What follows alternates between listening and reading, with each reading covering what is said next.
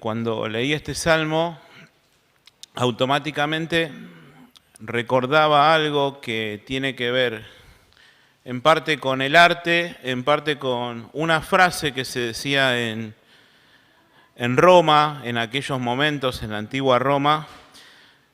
La frase era memento mori. No sé si alguno la escuchó alguna vez. ¿Vos, Mauri, la escuchaste? Memento mori. No sé si es una película, pero era una frase que se le decía a los atletas o a los guerreros que volvían victoriosos de la batalla, o a aquellos que habían ganado una olimpiada, algo lo cual merecía gloria, y se iban paseando por todo el pueblo con esa corona de olivo o con el botín de guerra que hayan ganado, todo el mundo aplaudiéndolos.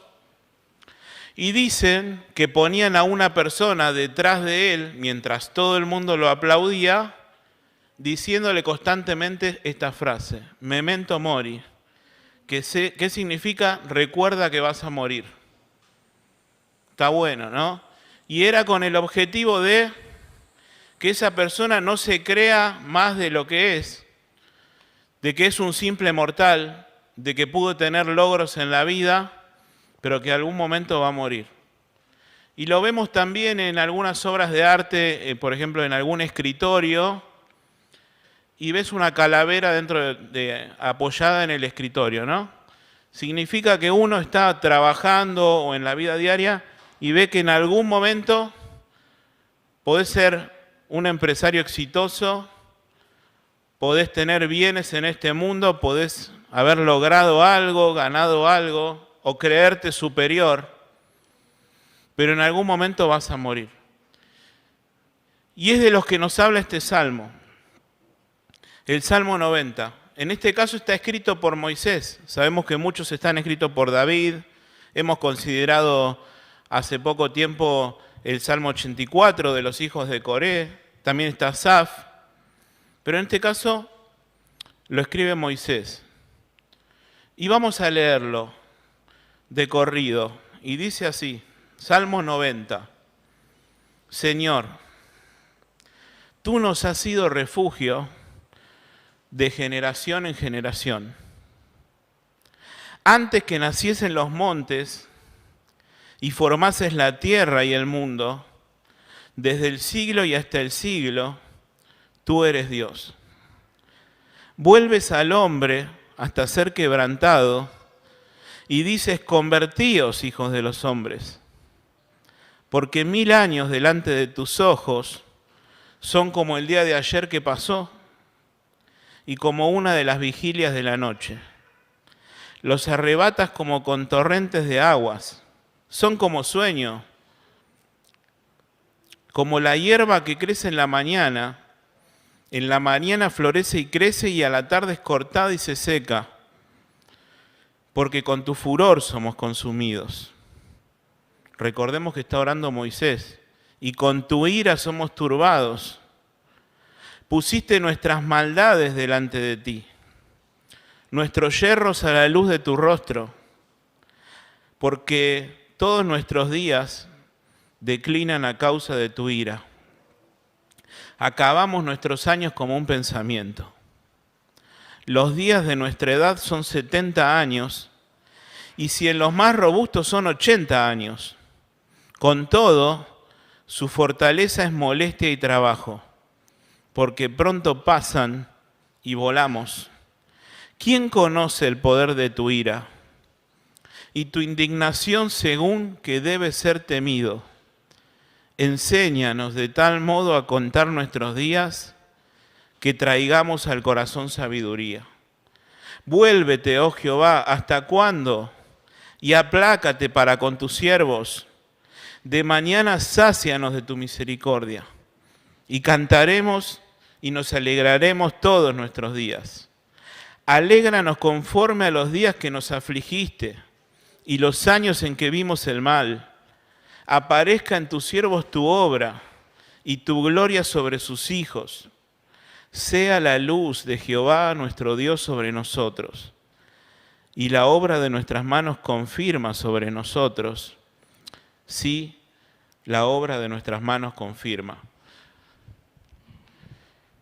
Cuando leemos este salmo, y te animo a que lo hagas en tu casa una y otra vez, como lo hice estas semanas que estaba considerando, debemos pensar quién lo escribió. Ya sabemos que fue Moisés. ¿Cuándo lo escribió? No sabemos, pero podemos deducir por lo que él estaba escribiendo u orando, que quedó plasmado en un escrito, pero él estaba orando al Señor, como dice el título, Oración de Moisés, que habrá sido en el desierto. Sabemos por la palabra de Dios que él no entró a la tierra prometida. El Señor no se lo permitió. Pero él sí estuvo en el desierto antes que el pueblo de Dios cruzara el Jordán. Lo habíamos estudiado en el libro de Josué. Pero mientras él estaba en el desierto, ¿cuántas cosas pasaron allí en el desierto, no? 40 años. Y ve la gente morir. Ve la gente rebelándose contra Dios. Ve la gente muriendo. Y no era uno o dos como podemos o quizás enterarnos, hoy murió tal. Todos los días muertes. Todos los días muertes. Y el Señor lo lleva a orar de esta manera. Y yo me preguntaba, ¿no? ¿Cómo oramos cuando oramos? Se dice que en el desierto había algo de 2 millones de personas. Más que se dice, lo dice la palabra de Dios. ¿Y cuánta gente habrá visto morir Moisés para orar de este modo? Acaban nuestros años como un pensamiento, dice. Y cuando preparamos un mensaje, nosotros los que compartimos la palabra en la congregación, tenemos que encontrar la idea central del pasaje, una oración que quiero hoy compartírsela con ustedes. Y mi oración central de este pasaje dice, debemos tener conciencia de quién es el eterno Dios, que a su luz somos temporales y pecadores, y que Él está airado con nosotros. Mientras vivamos, clamemos en arrepentimiento por misericordia para obtener su gracia y sabiduría, así nos gozaremos y nos alegraremos. Esta es la idea central que yo pude ver en el pasaje, te la vuelvo a leer. Debemos tener conciencia de quién es el eterno Dios, que a su luz somos temporales y pecadores, y que Él está airado con nosotros. Mientras vivamos, clamemos en arrepentimiento por misericordia para obtener su gracia y sabiduría. Así nos gozaremos y nos alegraremos. Pero empieza el Salmo con reconocimientos. Moisés reconoce en la oración determinadas cosas que vamos a ver, y dice así, empezando el Salmo, Señor, tú nos has sido refugio. Empieza Moisés reconociendo que Dios, aquel a quien él está orando, es el Señor. No ora de cualquier manera. Si bien podemos ver en la palabra de Dios que Moisés hablaba con el Señor cara a cara, y la Biblia dice como quien habla con un amigo, ¿no? Pero le dice Señor. ¿Tenía la confianza para decirle de otra manera, como escuchamos por ahí oraciones hoy por hoy o de pastores modernos, o nosotros muchas veces pecamos en dirigirnos al Señor de una manera confianzuda o con poca reverencia, olvidándonos que frente a quien estamos orando es el Señor? Señor, le dice Moisés, lo reconoce como Señor. Y sigue orando y dice, tú nos has sido refugio de generación en generación. Y cuando pensaba esto, o cuando leía esto, pensaba que nadie mejor que Moisés para decir que Dios fue su refugio.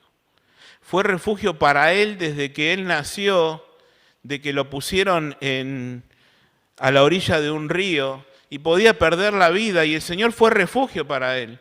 Y el Señor guió a ese Moisés hasta llegar a la egipcia, y pasó todo lo que pasó porque Dios fue su refugio.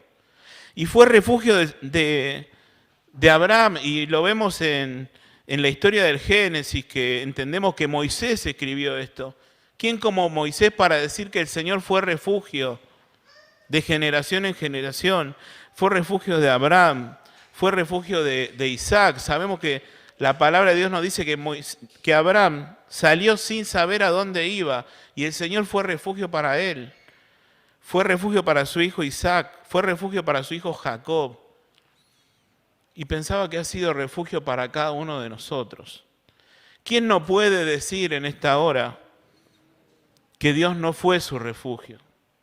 Podemos verlo desde que somos chicos, ahora que conocemos a Cristo, que nos dimos cuenta de la verdad de Dios, que el Señor nos guardó. Fue refugio de la iglesia, y que podemos estar acá porque el Señor fue nuestro refugio. Tú nos has sido refugio de generación en generación. Pensando en lo personal como Moisés, desde que fue un niño, cuidándolo por el propósito hermoso que Dios tenía para su vida. Fue refugio de esta iglesia, de generación en generación. Y lo que estamos hace años en la iglesia, hay gente que está muchísimo más que yo. Yo estoy desde que tengo 9 años y pude conocer a personas ancianas que ya no están y ver que Dios ha sido refugio. Y después de sus hijos, y después nosotros, y después a nuestros hijos, porque el Señor es bueno, porque el Señor es nuestro refugio. Señor, tú nos has sido refugio de generación en generación. Y dice, antes que naciesen los montes y formases la tierra y el mundo, desde el siglo y hasta el siglo, tú eres Dios. Lo reconoce como creador, lo reconoce como Señor, como refugio y como creador. Pero también lo reconoce como el Dios eterno, desde el siglo y hasta el siglo, y lo reconoce como Dios. Tú eres Dios. Y sigue el pasaje. Y dice, vuelves al hombre hasta ser quebrantado. Y dices, convertíos hijos de los hombres. A mí esta traducción no me parece tan apropiada. La Biblia de las Américas dice, haces que el hombre vuelva a ser polvo. Y dices, volved hijos de los hombres. Miren lo que dice la Nueva Traducción Viviente. Haces que la gente vuelva al polvo con solo decir, vuelvan al polvo ustedes mortales. Ese es el verdadero sentido de este versículo. Lo reconoce como soberano. Dios es Señor, es refugio, es creador, es eterno, es Dios y es soberano. Es el que determina los límites de nuestra habitación, como decía Pablo en Atenas, que ha prefijado un tiempo para que en ese tiempo busquemos a Dios. Él es el soberano.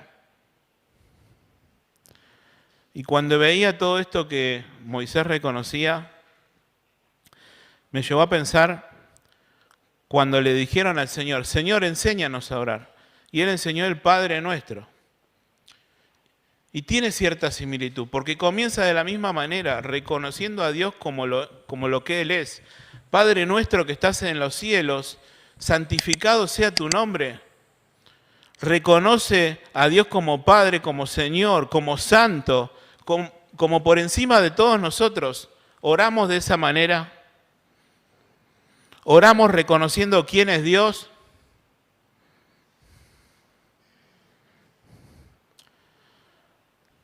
Primer punto, reconocimientos que Moisés hace acerca del Señor. ¿Quién es Dios? Y dijimos, Señor, refugio, creador, eterno, Dios soberano. Pero después nos da luz de quién es el hombre. Y dice el versículo 3, vuelves al hombre hasta ser quebrantado. haces que el hombre vuelva al polvo. ¿Y qué somos? Polvo. De hecho, el Señor, creo que a Adán le dice, del polvo vienes y al polvo volverás. Como que no somos nada. Y a veces tenemos tantas pretensiones, hermanos.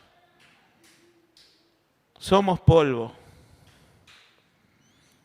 Y aún así dice la palabra de Dios que su alegría es con los hijos de los hombres. ¡Qué maravilloso!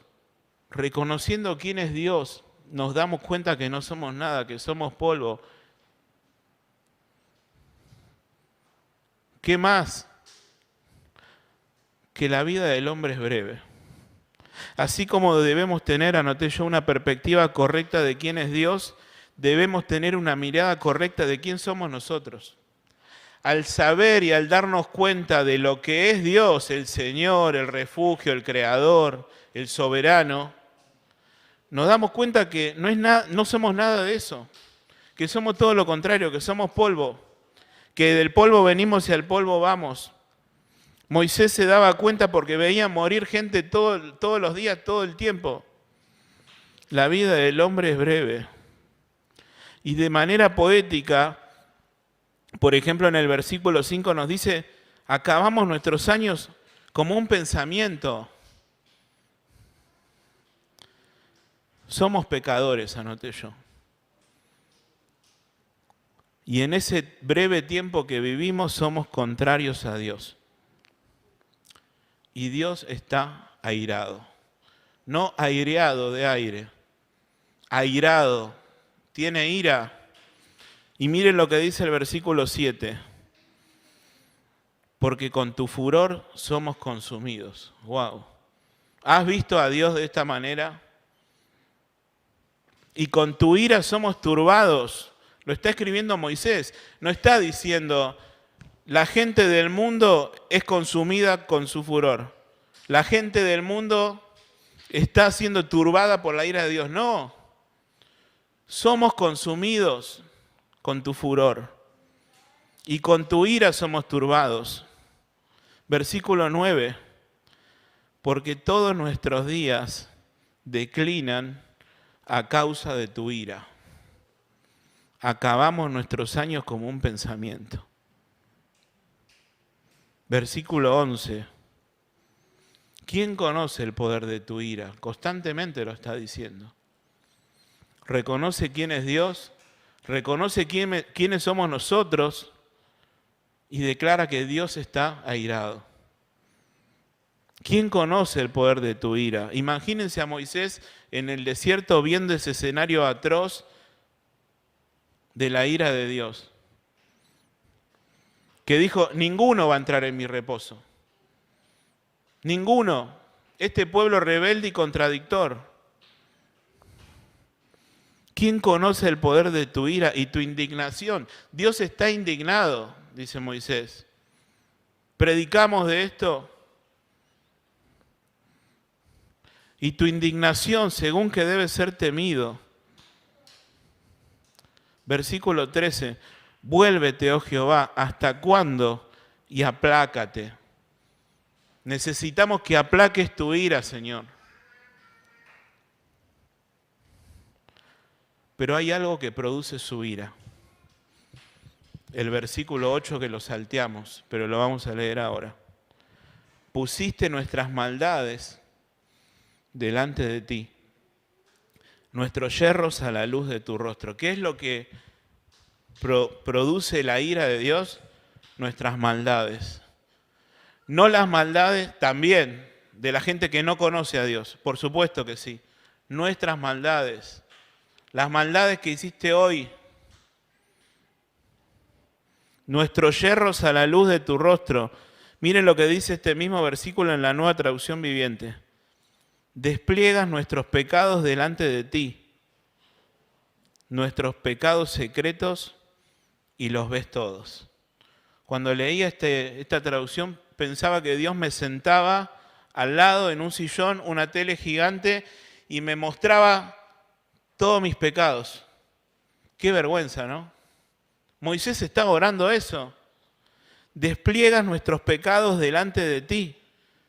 nuestros pecados secretos y los ves todos. Esos pecados que vos pensás que nadie ve, Dios los está viendo. Y produce ira en él, enojo. Nuestro pecado, nuestra manera de vivir. Pensemos que a Dios le enoja nuestra manera de vivir. A veces erróneamente decimos, bueno, Dios se agrada, mi vida está bien. ¿Se acuerdan aquella iglesia? Hemos estudiado las iglesias del Apocalipsis. Yo soy rico, no tengo necesidad de nada. No, le dice Dios. Vos sos pobre, ciego, miserable y desnudo. Qué visión distinta que tenemos a veces de nosotros y la que tiene Dios de nosotros. No, mi vida está bien. Y Dios se enoja por nuestra manera de vivir. Dios se enoja por nuestras malas decisiones. Dios se enoja por nuestro pecado.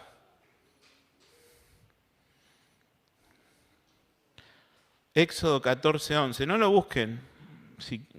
Voy a leer aquello que enojaba a Dios del pueblo de Israel. Y dijeron a Moisés, el pueblo, igual el que lo quiere buscar, Éxodo 14:11. Y dijeron a Moisés, ¿no había sepulcros en Egipto que nos has sacado para que muramos en el desierto? Esto le decían a Moisés todos los días. ¿Por qué has hecho así con nosotros que nos sacaste de Egipto? ¿No es esto lo que te hablamos en Egipto diciendo, déjanos servir a los egipcios? Imagínense la indignación de Dios. Porque mejor no fuera servir a los egipcios que morir nosotros en el desierto. Números 25. ¿Por qué nos obligaste a salir de Egipto y nos trajiste a este terrible lugar? Esta tierra no tiene granos, ni higos, ni uvas, ni granadas, ni agua para beber. Salmo 78, 17. Pero aún volvieron a pecar contra él, rebelándose contra el Altísimo en el desierto, el día de la provocación, ¿se acuerdan? Pues tentaron a Dios en su corazón. Estoy leyendo Salmo 78, 17. Pidiendo comida a su gusto. Y hablaron contra Dios diciendo, ¿podrá poner mesa en el desierto? No iba a poder. Lo sacó de Egipto con mano fuerte, brazo extendido, abrió el mar, lo seguía la columna de fuego de noche, la nube de día, y no iba a poder alimentar a tanta gente.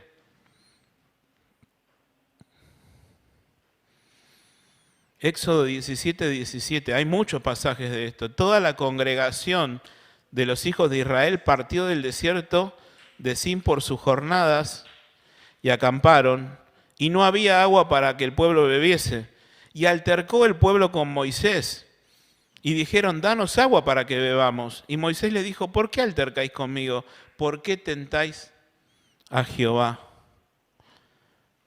Y se llegaron a preguntar diciendo, ¿está pues Jehová entre nosotros o no? El autor de Hebreos dice, si oyeres hoy su voz, no endurezcáis vuestros corazones, como en el día de la provocación. El día que Israel constantemente, no se llama el día de la provocación por un día en particular, por constantemente tentar a Dios, por el periodo de tiempo en el cual hablaron contra Dios, murmuraron contra Dios. Y Dios le dice, no endurezcan vuestros corazones. Cuando pensaba esto, me acordé del campamento que tuvimos, ustedes se deben acordar, con Javier, que hablaba de los enojos de Jesús. ¿Qué enoja a Jesús? El corazón endurecido. ¿Qué enoja al Señor? Que yo tenga el corazón duro. Y vos decís, no tengo el corazón duro. Pero vivimos diciendo, ¿por qué me pasó lo que pasó? ¿Por qué me pasó lo que me pasó? ¿Por qué viví lo que viví? ¿Por qué me tocó lo que me tocó? En vez de entregarle la angustia al Señor y decir, Señor, no sé todas las cosas, te entrego esto que sí me está... El pueblo decía, tenemos hambre, Moisés, ¿podés clamar al Señor para que ocurra el milagro? Y Dios lo iba a hacer igual.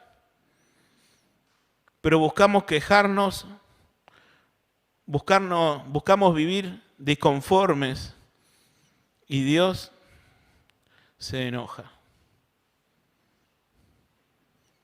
Cantamos de chicos una canción, Dame un nuevo corazón. ¿La conocen? No la vamos a cantar. Y a veces pensamos que esto es para la gente que no conoce al Señor, ¿no? Dios puede tomar tu corazón de piedra en un corazón de carne, sí, pero necesitamos convertirnos nosotros también de nuestra vana manera de vivir, de nuestros malos pensamientos, de nuestras malas decisiones, de vivir quejándonos. ¿Podrá poner mesa en el desierto? A nadie le gusta entregarle al Señor el orgullo. Tenemos razón en todo lo que decimos. Todos están equivocados menos yo.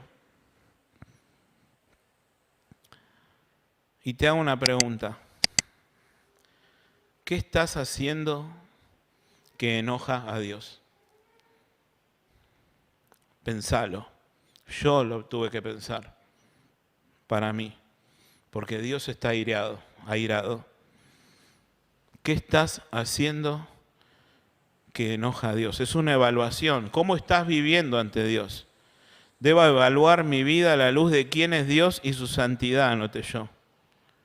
Saber que Él está airado y que tenemos que pedirle cosas a Dios. Ahora bien, ¿qué le tenemos que pedir a Dios?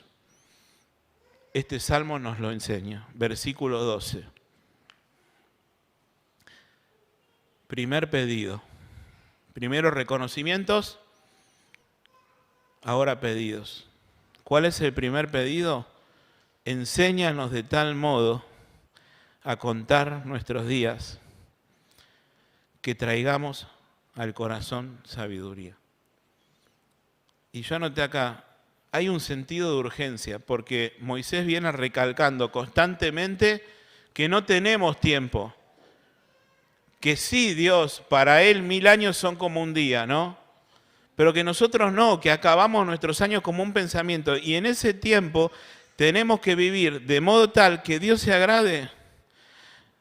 Enseñanos a entender la brevedad de la vida para que crezcamos en sabiduría, dice la Nueva Traducción Viviente. Enseñanos a entender la brevedad de la vida para que crezcamos en sabiduría. Que aprendamos a valorar la vida de Dios. A evaluar si estamos viviendo de modo tal que Dios se agrade. Y pedirle a Dios que nos enseñe. A pedirle al Señor que mientras vivamos en este mundo, vivamos de modo tal que produzca agrado en Dios, no enojo. Vimos que Dios se enoja muchas veces por nuestra manera de vivir, por nuestro pecado, por nuestra terquedad, nuestro corazón endurecido. Pero por el contrario, debemos pedirle que nos dé sabiduría. Y el principio de la sabiduría es el temor de Dios, ¿no? Tener en cuenta a Dios. El temor de Dios, ya lo sabemos todos los que estamos acá. Pero quizá alguien está escuchando. El temor de Dios no es tenerle miedo a Dios, es tener en cuenta a Dios. Si lo que yo estoy haciendo, si mi manera de pensar, si mis decisiones le agradan. Hay una frase que dice que el temor de Dios es aquello que haces cuando nadie te está mirando. Es tener en cuenta a Dios. Pedirle sabiduría. Cuando leía esto pensaba en el versículo de Santiago. Si alguno de vosotros tiene falta de sabiduría, pídala a Dios, el cual da a todos abundantemente y sin reproche, y le será dada. Dios no es un Dios mezquino como nosotros. Si alguno de nosotros, yo tengo falta de sabiduría. Hermano, usted tiene falta de sabiduría. No sabemos todas las cosas.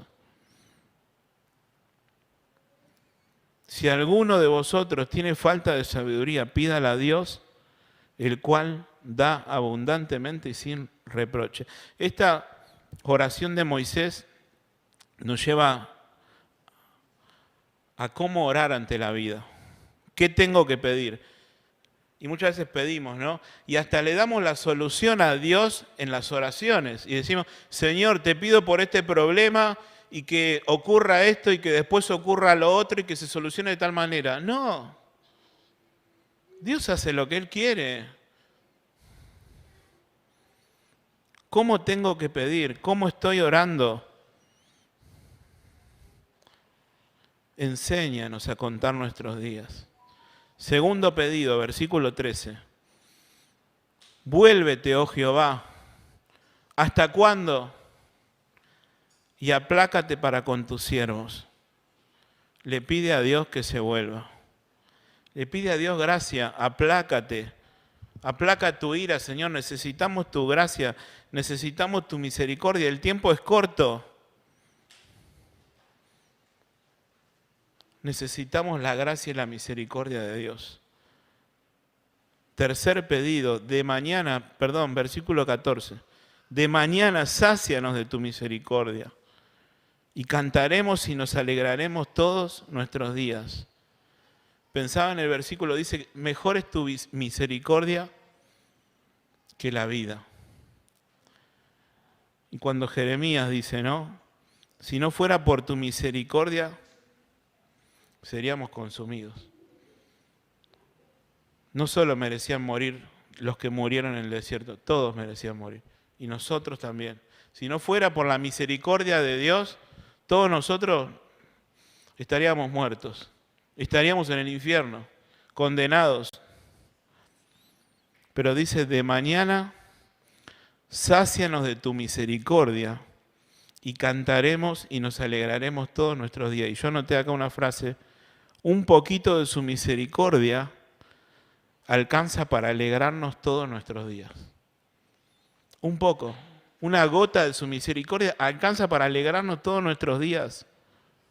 Y nos dice su palabra que Dios no nos da una gotita de su misericordia, que su misericordia es para siempre, que su misericordia es grande y que nos colmó de sus favores y sus misericordias. ¿Qué estamos pidiendo? Bueno, Moisés le pide sabiduría, le pide que se vuelva, le pide misericordia. Y otro pedido, versículo 15. Alégranos conforme a los días que nos afligiste y los años en que vimos el mal. Alegrarnos, hermanos. En vez de vivir tristes, en vez de mostrar disconformidad, en vez de quejarnos como hacía el pueblo de Israel, alegrarnos en el Señor. Y cuando pensaba en esto me acordaba del texto de Pablo en Filipenses. Estando en la cárcel, les dice, regocijaos en el Señor siempre. Otra vez les digo, regocijaos. Me encanta la Nueva Traducción Viviente. Y dice, estén siempre llenos de alegría en el Señor. Lo repito, alégrense, dice el apóstol. Qué lindo. En vez de quejarte, alegrate, dice el Señor. Hoy Dios nos llama a reconocer quién es Él, a reconocer quiénes somos nosotros, a que Él está airado por nuestro pecado, pero a pedir su gracia, su misericordia, que nos dé sabiduría y que nos alegre. Versículo 16. Aparezca en tus siervos tu obra y tu gloria sobre sus hijos. Este versículo lo entendí cuando te imaginas el contexto de lo que está escribiendo Moisés, ¿no? Que habían visto a Dios obrar claramente, sacándolos de Egipto, vieron milagros y no estaba sucediendo eso ahora. Había tristeza, gente muriendo. Y Moisés le pide, aparezca en tus siervos tu obra, Señor, volvé a obrar. Necesitamos que vuelvas a obrar como hemos visto tu poder y tu gloria. Dice, y tu gloria sobre sus hijos. Señor, necesitamos que vuelvas a obrar.